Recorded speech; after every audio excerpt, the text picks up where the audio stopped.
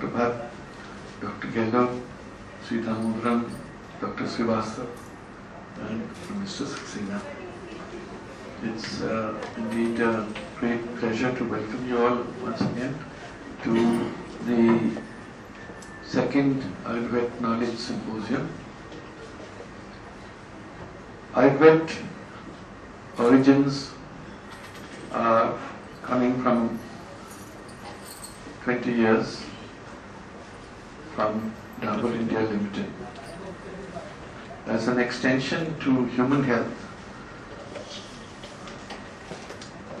health for the veterinary field was started, and it was spun off into a separate company in 1992.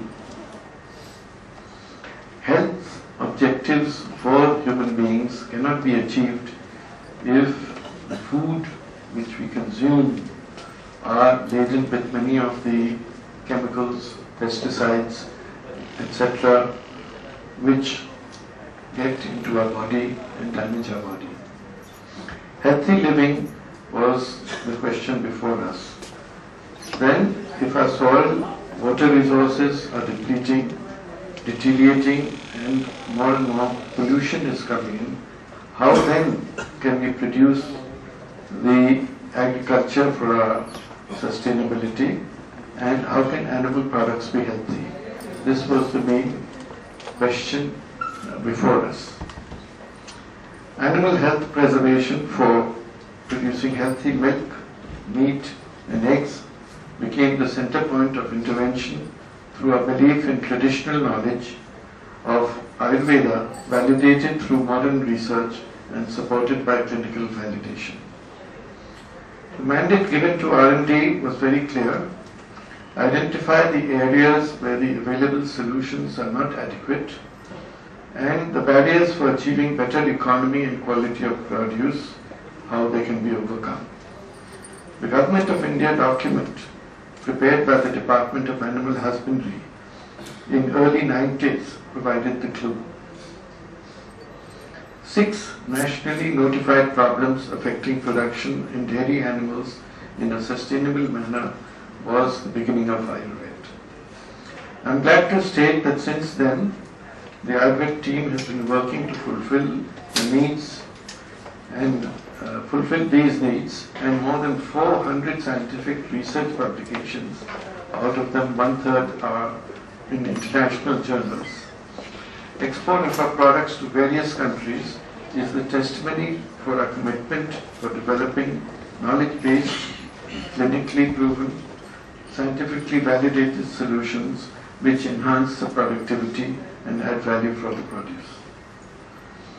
Our experience in working in deep rural areas with small, marginal and poorest of the poor, landless farmers helped in identifying gaps hampering sustainable development objectives. One of the initiatives taken in this direction was the Ayurved's 5F program, the program of integrating agriculture and livestock for meeting the vital requirements of food for human feed for animals, green fodder for animals, fuel for cooking, energy needs and fertilizers for recharging the soil with optimum and judicious use of land and water without the damage of natural balance of the environment. Engagement of youths in rural areas for employment and income generation is also required to stop the migration of people from the rural heartland. These two constitute the genetic makeup of 5F, which is a central theme today of Ayurved's Knowledge Symposium. Our objective in the coming years would be to continue working for the 5Fs program, which promises to provide food security and help us to achieve sustainability.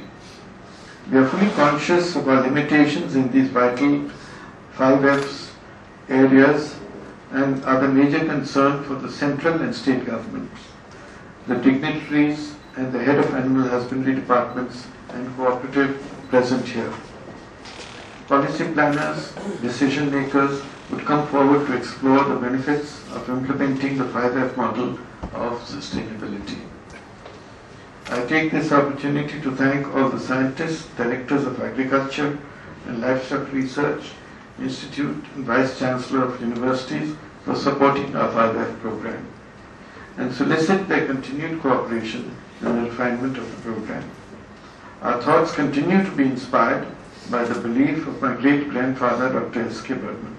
What is that life worth which cannot bring comfort to others? Ayurveda wishes to continue this journey of sustainability using the traditional knowledge, science and modern research and technology with your active support and cooperation. Thank you.